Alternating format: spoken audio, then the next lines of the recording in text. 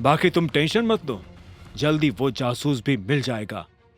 पता नहीं ये जल्द आखिर कितना समय और लेगा। अभिनव ने धीरे से बड़बड़ाया। उसे ना सिर्फ इस बात से तकलीफ हो रही थी कि वो टाइगर बनकर लोगों को ठिकाने नहीं लगा सकता था, बल्कि वो उस टॉर्चर से भी परेशान था जो अनन्या और उसकी माँ उसे दिया करती थी। अभिनव ये भी सोचने लगा कि जब अनन्या और शर्मिला को उसके टाइगर होने का राज पता चलेगा तो उनका क्या रिएक्शन होगा। हालांकि उस रिएक्शन को जल्दी से जल्दी देखने के लिए उसे उस जासूस को भी ढूंढ निकालने की जरूरत थी जो उसकी कंपनी में मंडरा रहा था। ठीक है, देखते क्या होता है। अगली बार ऐसी कोई भी सिचुएशन आई तो मैं तुम्हें कॉल कर दूंगा। अभिनव फिर से उसकी ओर पलट गया। और हाँ, रानी की मुलाकात दिक्पाल से हुई है, और जब वो देवेन के कहने पर मुझे नौकरी से निकालने वाली थी तब मैंने उसे फोन पर टाइगर बनकर धमकाया भी था। डोंट वरी, मैंने उसे यह नहीं बताया था कि मैं ही टाइगर हूं। ठीक है, मैं उसको लेकर सीनियर से बात कर लूंगा, अकरम ने कॉन्फिडेंटली कहा, और वो वहां से जाने लगा। इसी वक्त अभिनव ने उसके कंधे पर हाथ रख के उसे रोका और वो उसके गले लग गया। टाइगर ग्रुप के साथ साथ अपना भी ध्यान रखना अकरम। टाइगर के मुंह से ये शब्द सुनकर अकरम के चेहरे पर एक बड़ी सी मुस्कान आ गई। डोंट वरी टाइगर, सब सेटल हो जाएगा। इतना कहकर ही वो अभिनव के कैबिन से निकल आया।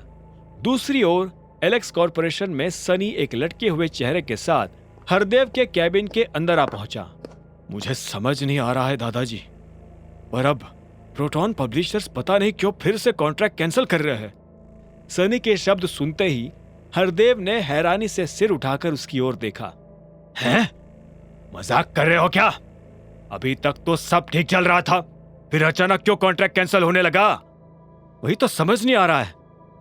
जो उनका मन कर रहा है वो करे जा रहे हैं। भले उस कंपनी के पीछे टाइगर का हाथ हो दादाजी, पर हमें उनके खिलाफ केस तो कर ही देना चाहिए। सनी ने गुस्से से टेबल बजाते हुए कहा। सनी! हरदेव उसका गुस्सा देखकर अपनी चेयर से खड़े हो गए। तुम्हारा दिमाग ठिकाने पर है या नहीं? टाइगर की कंपनी पर केस करके हमारी कंपनी का नामो निशान मिटाना चाहते हो क्या तुम? तो फिर और क्या करे दादाजी?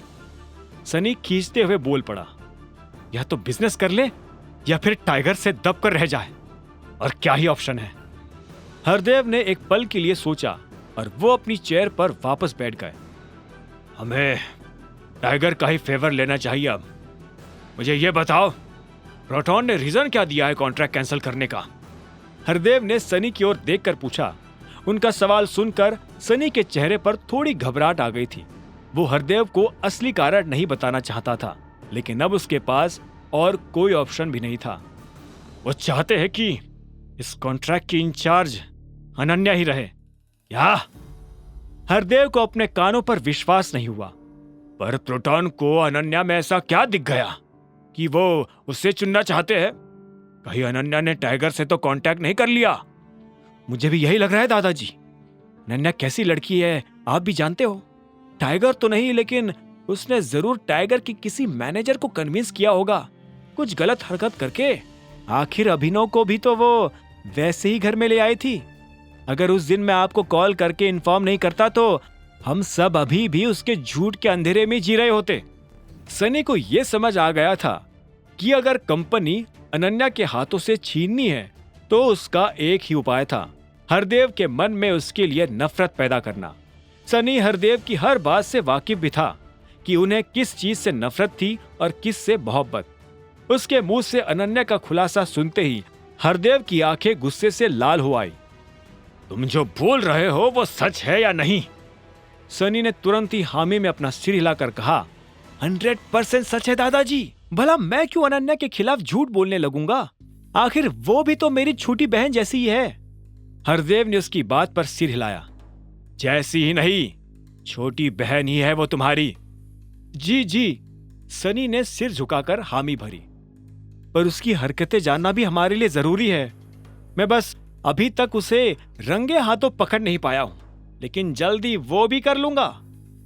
आगे की कहानी जानने के लिए देखें अगला एपिसोड सिर्फ पॉकेट एफएम के यूट्यूब चैनल पर, और द रिटर्न ऑफ टाइगर के सारे एपिसोड्स को सुनने के लिए डिस्क्रिप्शन में दी लिंक से डाउनलोड करें पॉकेट एफएम ऐप।